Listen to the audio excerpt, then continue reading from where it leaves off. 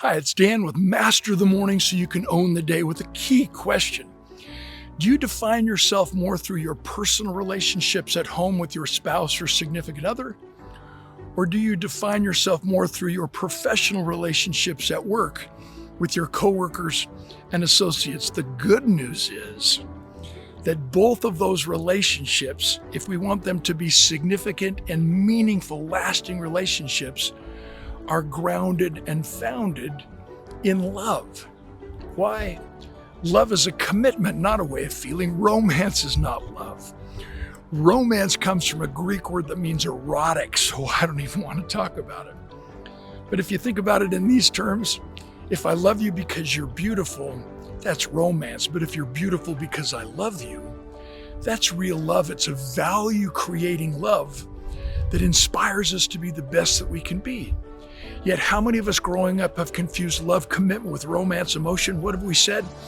Oh, I love him so much, he makes me feel differently than I've ever felt before.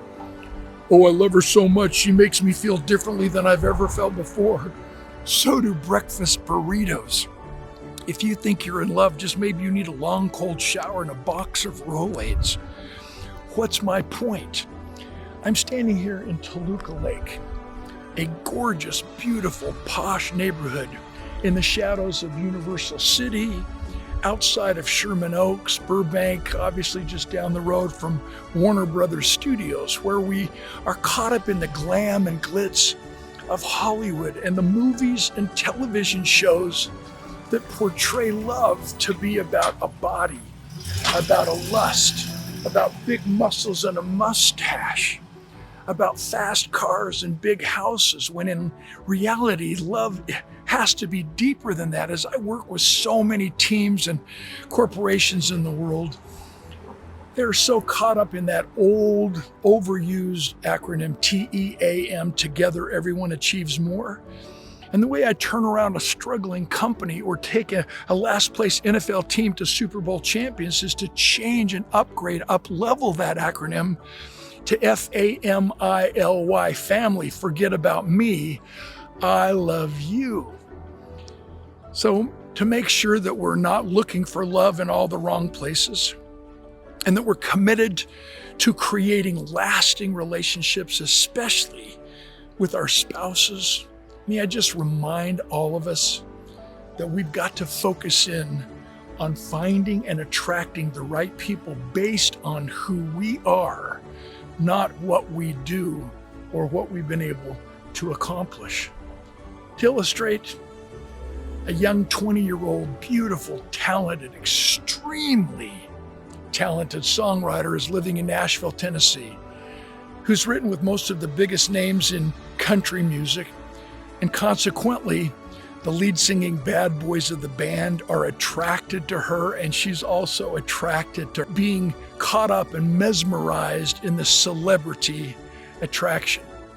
And as a conservative friend, I felt compelled to remind her and counsel her from my own personal experience that she needs to be careful of the probable collateral damage that can come from such fast and furious friendships. So I reminded her that she has everything that she needs to get what she thinks she wants for the moment.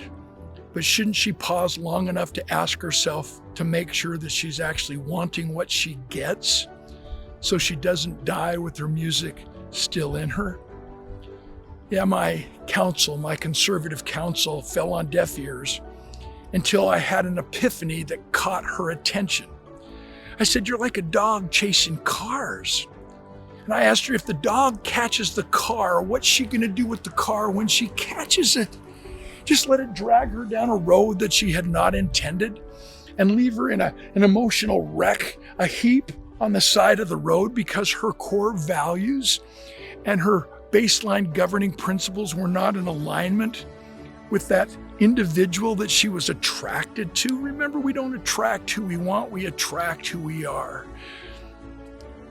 I'm so grateful that my counsel lit up the bells and whistles and she stopped dating the lead singing bad boys of the band. What's my point? If you're serious about mastering the morning and owning every single day, May we first and foremost focus in on the true definition of love so that we don't get distracted. We don't take a detour and focus in on what matters most in every single one of our personal and professional relationships. If this message resonates with you, please share it with your spouse. Please share it with your significant other and family members, teammates, coworkers, and friends.